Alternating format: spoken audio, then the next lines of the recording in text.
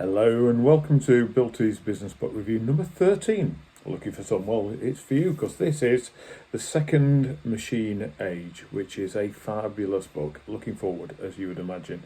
And this is, as they outlined in the book, this is the most important time since the Industrial Revolution, the most change that we're going to have. And it builds in a new concept that we're all going to have to get used to, exponential.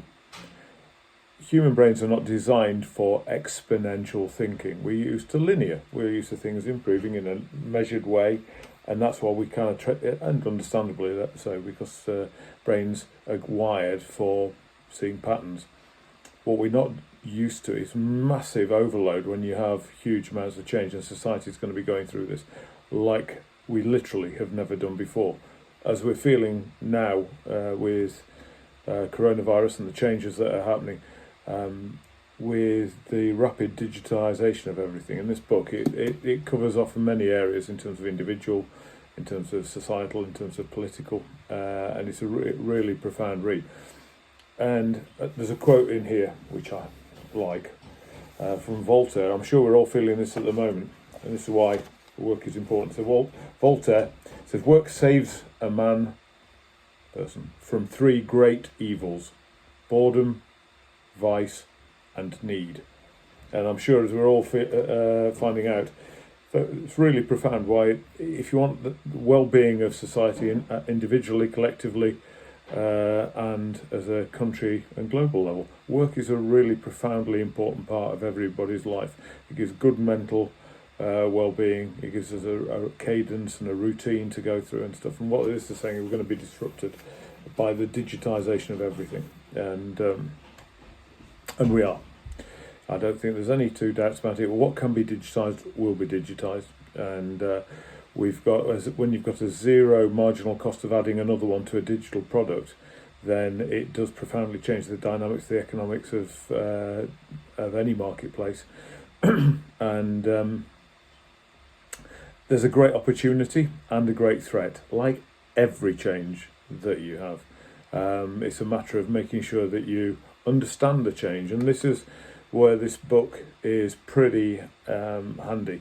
If you look at it, it says, information's costly to create, but really, really, really cheap to share and disseminate, which is why you end up with things like, instead of journalists these days, or a rare breed, you have journalists. You have all this clickbait, you have all this kind of stuff. It's marginal cost zero. You've got, squillion emails coming in and spam and dun. All this kind of stuff on the negative side. On the plus side, you've got more choice than you've ever had before. You've got free education wherever you look, be it Khan Academy, be it MIT, Sloan and Stanford, Oxford Brookes, Oxford University. All of these august organisations and institutions are giving away free stuff. So there's no excuse not to make the most of these opportunities, as well as lots of other sources as well. And one of the things that I got out of this was on page 72. And it is pretty important because we talk about productivity quite a lot. It says productivity isn't everything, but in the long run, it's almost everything, according to Paul Krugman, who's a profoundly intelligent economist, because it allows the country to improve its standard of living over time. And this almost entirely depends on its ability to raise its output per worker. And this is why digitisation is going to be coming around really, really quickly in most areas, because it increases productivity. Not inevitably, but it will do. And of course, as a business, we have to increase our digitisation to keep ahead of the game.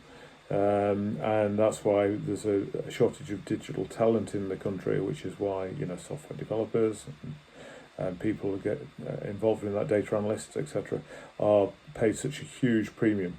I mean, I know somebody, no names, no patrol, that's in their early 20s on six-figure sums, big six-figure sums, because they are fantastically intelligent and can manipulate data from statistically to create those little advantages in the financial markets that creates huge amounts of value. Not everybody can do it, of course, because we're used to a bell-shaped curve where you have the mass in the middle. Whereas if you look at a ability or performance or productivity, there's a very small amount of people that can create a huge difference in a digital economy, which is why they get paid quite a lot. A similar kind of thing in a non-digital economy, like in football, where people can kick balls, but those who are fantastic at it can get a disproportionate amount of money compared with the likes of people who play for Barnsley. And it's not that they're any fitter or whatever, they've just got this unique combination, and that's what we'll find going through all of industry, which is wise. And we're going to be digitising labour. However, on the good side, there are, he says, moving to another different thing. This is what the world is going to be like. This is from one of my speeches that I've done, which I'll share a link to. This is what the future of work will be like. This is human here, and all the others are humans with a blend of artificial intelligence. The only time we will uniquely need human going forward and to deliver value is with insight, creativity, strategy, and human empathy, because computers can mash data hugely better than us, and they see logic patterns or whatever, but humans aren't logical, and therefore we need that interface.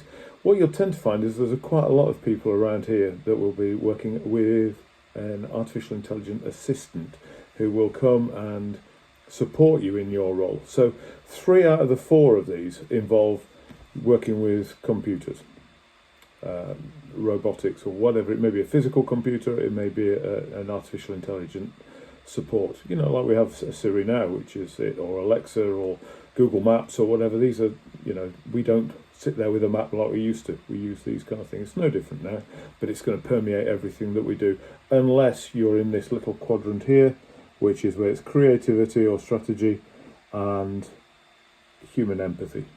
Those are the kind of things that we need to do. And so those are where it's so important for everybody to understand that this is happening. This isn't in the future, this is right here, right now. And to build your ability, your expertise in the creative, in insight, in empathy, and in strategy, because those are the areas that, if you're not a physical worker, like a hairdresser or somebody who does things with their hands, this is where you're going to be needing the skill set to work alongside or be replaced by our digital friends.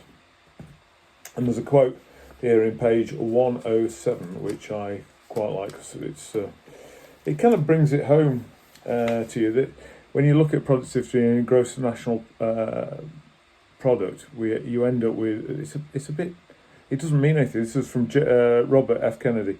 The gross national product does not include the beauty of our poetry, nor the intelligence of our public debate. It measures neither our wit nor our courage, neither our wisdom nor our learning, neither our compassion nor our devotion. It measures everything, in short, except that which makes life worthwhile. And this is where economists have got it wrong. They look at rational, look at whatever, and actually, of course, as humans, we aren't like that. You have got countries like Bhutan and New Zealand who are now creating GNP, gross national happiness, GNH, gross national happiness, looking at the qualitative side of things as well as the quantitative side, which is, of course, the way it's got to be in the future, because capitalism is fantastic at creating value in a very narrow frame, but it doesn't look at externalities, and it doesn't look at distribution of wealth. It just simply creates it. And rather like a knife, it's a very single-minded instrument, and you can do good things with it or you can do bad things with it. We all use a knife every day. We don't use it to kill people, we use it to spread, eat with, and all this kind of stuff. And capitalism is a fantastic thing, but it does need to moderate. And the final thing on that is, which we're seeing right here, right now, in the political sphere. So here is the concern. Economic inequality will lead to greater political inequality, and those who are further empowered politically will use this to gain greater economic advantage, stacking the cards in their favour and increasing economic inequality still further.